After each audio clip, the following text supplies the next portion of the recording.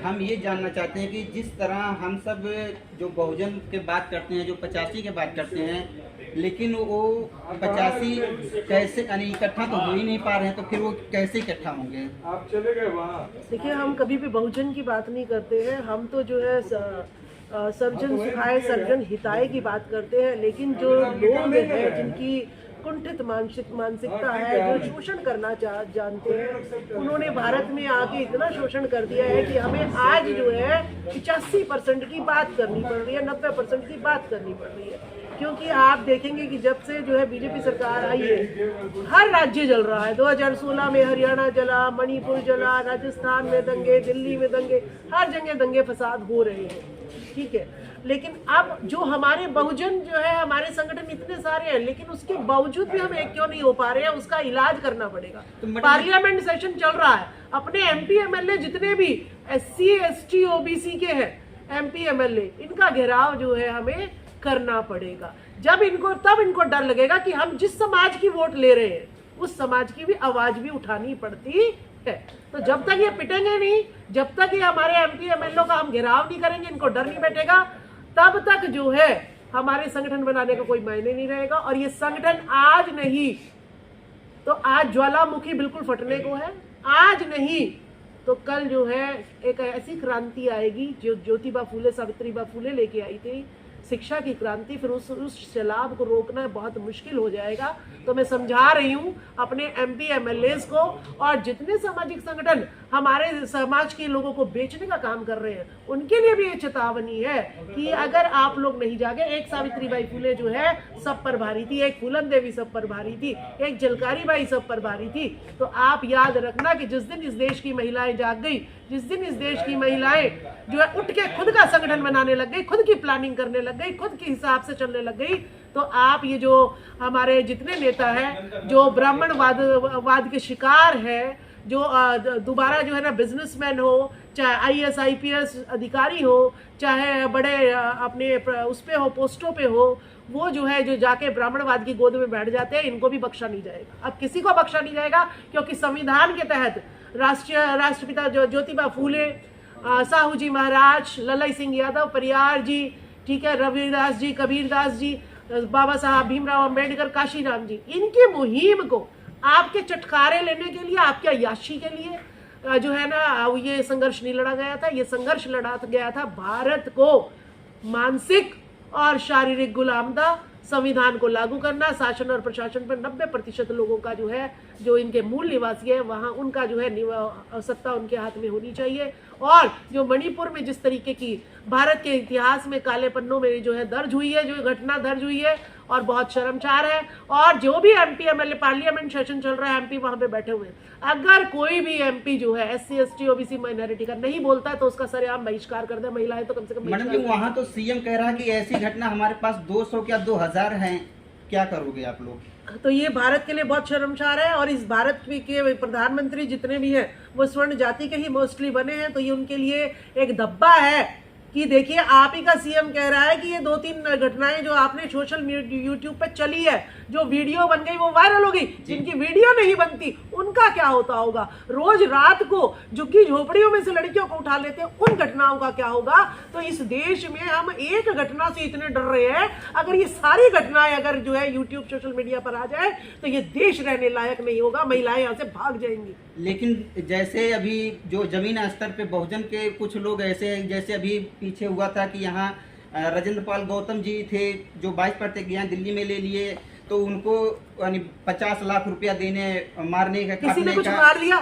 और जैसे मैं ये जानना चाहता हूँ कि राजेंद्र पाल जैसे हुए तो उनको 50 लाख रुपया देना कटवाने के सर। फिर अभी वहाँ कुछ क्या एक स्वामी प्रसाद मौर्य जी थे, उनको वहाँ लखनऊ में मारा गया। और उसी तरह अभी नया घटना घटा जो अभी 15-20 रोज हुआ, जो एक चंद्रशेखर भाई जो कहते हो आप लोग, उनके संघर्ष देख रहे हो, जमीनी स्तर पे काम कर रहे हैं, उनको गोली से मार दिया गया।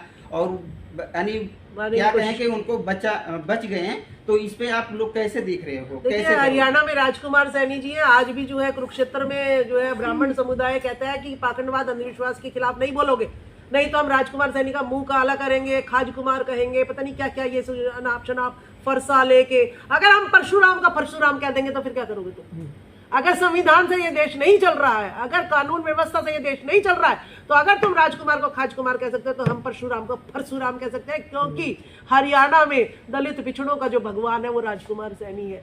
अगर आप जो है स्वामी प्रसाद मौर्य ने सही कहा है कि अगर आप खुदवाई कराना ही चाहते हैं, अगर कह रहे हैं कि मस्जिद के नीचे जो है मंदिर है तो थोड़ी सी और खुदाई करवा लो और वहां पे बुद्ध विहार ना निकले, और सारी मीडिया हमारी होनी चाहिए, किसी ये नहीं कि तुम्हारी गोदी मीडिया हो और वहां पे अपना अपना दिखा दे वो रख के।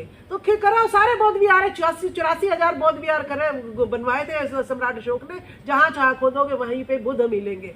और चंद्रशेखर भाई की बात हो गई, औकात है इनमें। राजेंद्र पाल गौतम हरियाणा, जब इनका विरोध हुआ तो वो हरियाणा भी जा रहे, यूपी भी जा रहे, करो ना विरोध, उतने ही लोग सर पे बिठाएंगे इनको, क्योंकि कम से कम इस देश से अंधविश्वास, पाखंडवाद और सच्चाई की तरफ हमारी जनता को ये नेता लेके जा रहे हैं। और इनका बाल बाका जिस दिन भी हो गया तो ये जनता जो है अपने जो लोहार जो है फरसे बनाता है, तलवार बनाता है, ये सारे हम बनाते हैं तो हम ही चला देंगे, ये देख लेना। आपके फरसे सप्लाई बंद हो जाएगी, हमारे सब सारे हथियार हम मिलने चालू। लेकिन अभी तक चंद्रशेखर को कोई सुरक्षा नहीं मिला जिस प्रकार वो बोला ऐसे ही देखिए, मैं तो कहती हूँ ये सुरक्षा मांगना ही गलत है। किससे सुरक्षा मांग रहे हो? जो आपके गला काटते हैं उन्हीं से सुरक्षा मांग रहे हो। अगर हमने इनकी सुरक्षा ले भी ली, हमने देखा है राजकुमार सैनी के साथ जो है ना, राजकुमार सैनी जी के साथ देखा है हमने, उनकी सुरक्षा में जो बॉडीगार्ड होते थे, अगर कोई उन पे हमले होते थे वो पीछे खड़े हो जाते थे। वो तो चाहते हैं इन्हें मरवाना, वो तो लोकेशन दे देते थे। मनुवादी है वो, सारे ब्राह्मणवादी मानसिकता के लोग हैं। तो ये तो और घातक है। मैं ये कहती हूँ बहुजन समाज बहुजन है, बहुत संख्या में है, भाई अपने नेताओं की सुरक्षा करिए ना अपने आप। जिस प्रकार एक नाचने वाली को सुरक्षा देते हैं, एक बाबाओं का सुरक्षा भी आप धीरे धीरे बनी 10-15 रोज ये भी हुआ है कि जिस महिलाएं की मांग में सिंदूर नहीं हो, गले में मंगलसूत्र नहीं हो, वो खाली प्लॉट है। पुष्पा वर्मा जी बताएंगे। मैडम सर देखो, ये एक हिंदू समाज का बहुत बड़ा पाखंडवाद है जी।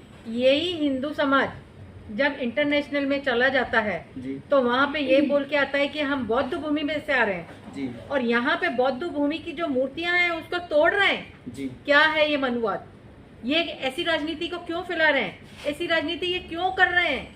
हाँ, अभी मैडम को समर्थन देते हुए मैं ये बात इनके पक्ष में बोलना चाहूंगी कि हमारे भारत में जहाँ भी देख लो वहाँ पे सिर्फ गौतम बुद्ध की शिक्षाओं का पालन हो रहा है। क्यों हो रहा है? क्योंकि गौतम बुद्ध की जो एक शिक्षा है वो एक तर्क शिक्षा है।